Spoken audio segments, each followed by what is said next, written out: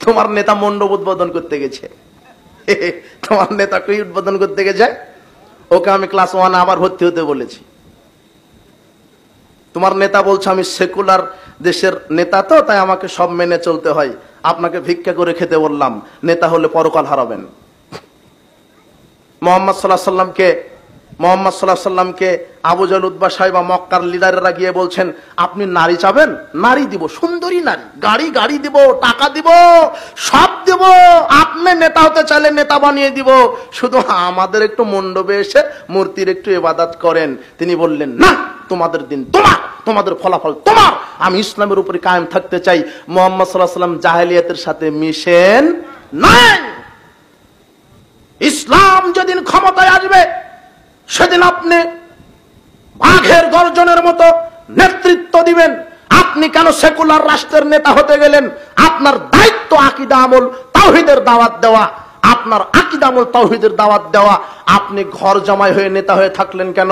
আপনি এমন নেতা ঘর জামাই, হক কথা বলতে পারেন না, আপনি হক কথা বলতে পারেন না, আপনি পূজা মণ্ডপে গিয়ে গীতা পাঠ করেন, ঠিক আপনার নেতৃত্বের। আপনি আবার বলছেন দরকার হয় আমি পূজা মণ্ডপ ছাত্র, মাদ্রাসার ছাত্র দিয়ে পাহারা দেওয়াবো। নেতাজি হুজুরজি, আপনাকে আবার ক্লাসে শিশুতে ভর্তি হতে বললাম, আপনাকে আমি শিশুতে পড়বেন। আপনি কোন মুসলিম জাতি বিজাতি ধর্মকে সাহায্য করতে পারে না, 1 সেকেন্ডের জন্য করতে পারে না, 1 মুহূর্তের জন্য করতে পারে না।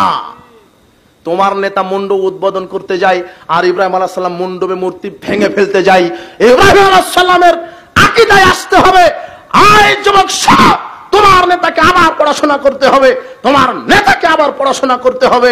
ইব্রাহিম আলাইহিস সালাম মূর্তি ভাঙতে মণ্ডপে গিয়েছিলেন, আর তোমার নেতা মূর্তি উদ্বোধন করতে মণ্ডপে যায়। রাত দিন তফাৎ আছে, বিচার এই জন্যই বিচারের মাঠ। হ্যাঁ, ইসলামী গাঁজা ফ্যাক্টরি লিখে দিলেই গাঁজা বৈধ হবে না, ইসলামী গণতন্ত্র বললে গণতন্ত্র বৈধ হবে না। আপনার ভুল হচ্ছে। আমার বক্তব্য বারবার তদন্ত করেন, না হলে আপনি ভুল বুঝবেন না। জাতি আপনারা ভুল বুঝেন না, আমাকে গালি দিবেন না। বিশ্বাস করেন ইসলাম কোন কুফরি মতবাদে বিশ্বাসী নয়। বিশ্বাস করেন রাসূলের আদর্শ ছাড়া কোন পৃথিবীতে আদর্শ নাই, রাসূলের নীতি ছাড়া পৃথিবীতে কোনো নীতি নাই। রাসূলের আদর্শের বাহিরে, রাসূলের নীতির বাহিরে আপনি যা করবেন সেখানে আপনি ধ্বংস হবেন। এটা পরকালে হোক, সেটা দুনিয়াতে হোক, ধ্বংস হবেই হবে। রাসূলের আদর্শ ব্যতীত পৃথিবীতে কোনো আদর্শ নাই। লিখে নেন। গণতন্ত্রের ফজিলত শোনেন। এই অযোগ্য লোক যখন নেতা হবে, হিরো আলম যদি এমপি হয়, হিরো আলমকে চেনেন? আর আপনার ছেলে হবে বিসিএস ক্যাডার। কি হবে?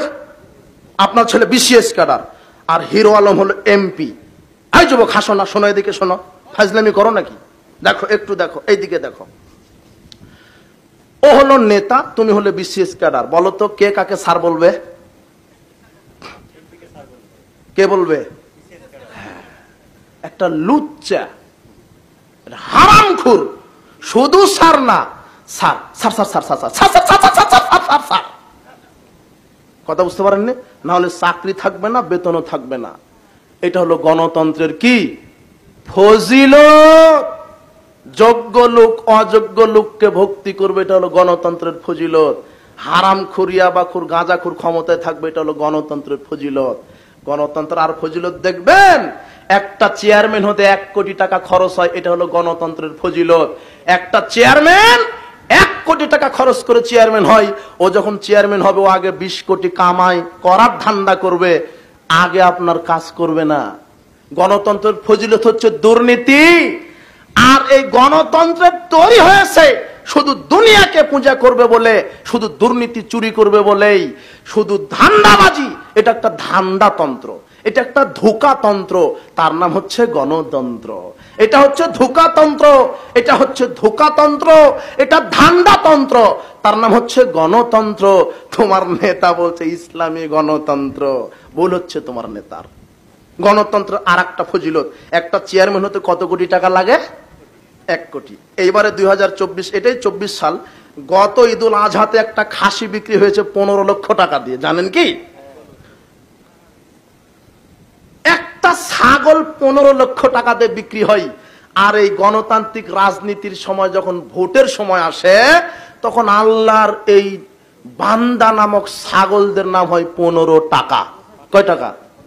15 টাকা। ছাগলের দাম কত? 15 লাখ। এদের দাম কত হয়?